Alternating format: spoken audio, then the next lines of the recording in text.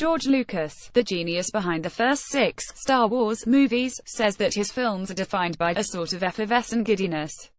That's true, and it's central to their magic. One that helps explain why writer-director Rian Johnson's new film, Star Wars The Last Jedi, isn't really Star Wars. Sure, it's good, even very good, but there's nothing giddy about it. Lucas's films bristle with contagious delight in their own audacity. Have a look at the opening scenes of the very first Star Wars film, later named A New Hope, when the massive Star Destroyer appears on the screen. Shown from below, it goes on and on, and on, and on again, and then some more. It's a joke. Back in 1977, audiences laughed, some of them stood and applauded.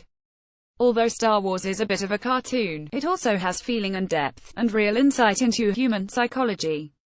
Drawing on Joseph Campbell's idea of the hero with 1,000 faces, Lucas told a universal tale, actually, 2 tales about heroic journeys and freedom of choice, exercised for better or for worse by 2 young men, Anakin Skywalker and his son Luke.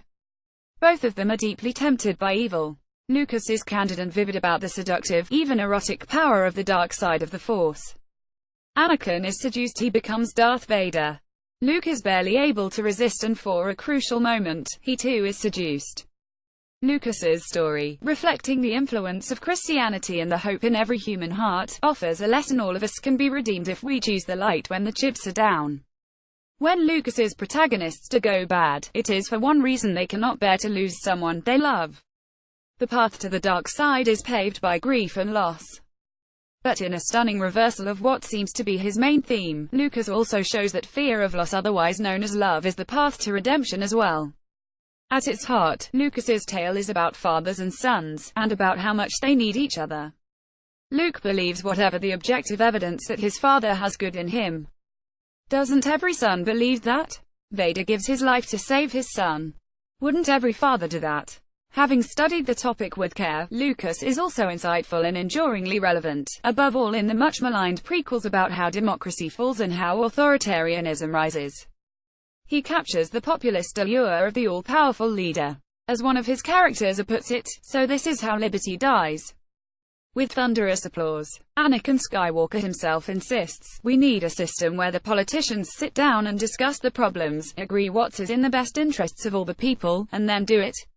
Ominously, he adds that if they refuse, they should be made to, and if that sounds like dictatorship, well, if it works. The Last Jedi has a lot to say about the light side and the dark side, but there is nothing about grief and loss, and it's banal about democracy. What it does with good and evil isn't nearly interesting enough. Rey, our heroine, is never truly tempted. That's boring. Our dark side, Kylo Ren, does have a bit of a struggle, and in that sense, Johnson maintains continuity with Lucas's vision.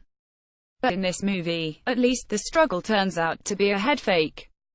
Because Kylo's descent doesn't have the precipitating cause of Anakin's the loss of loved ones, and because we don't see Kylo suppressing the better angels of his nature, the film doesn't come anywhere close to the depths of Lucas's films. The script flags the idea of freedom of choice, but it's not heartfelt, more like checking a box. In that sense, and worst of all, Johnson ends up losing Lucas's golden thread. Many people have criticized The Force Awakens, which rebooted the series in 2015, as a recapitulation of Lucas's early work.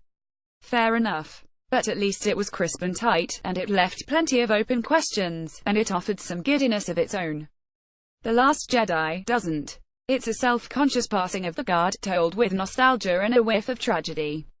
Too much of the time, it lacks exuberance. True, Mark Hamill is fabulous as the old Luke Skywalker, and as Rey, Daisy Ridley matches him. Johnson's work is more than competent, it's sharp and inventive, and in a few places, stunning. But it doesn't wrestle with demons or with the largest questions. It isn't brimming with life. It's a reminder that George Lucas was, and remains, one of a kind. This column does not necessarily reflect the opinion of the editorial board of Bloomberg LP and its owners. To contact the author of this story, Cass R. Sunstein at crsunstein1@bloomberg.net, or contact the editor responsible for this story, James Greif at jgreif@bloomberg.net.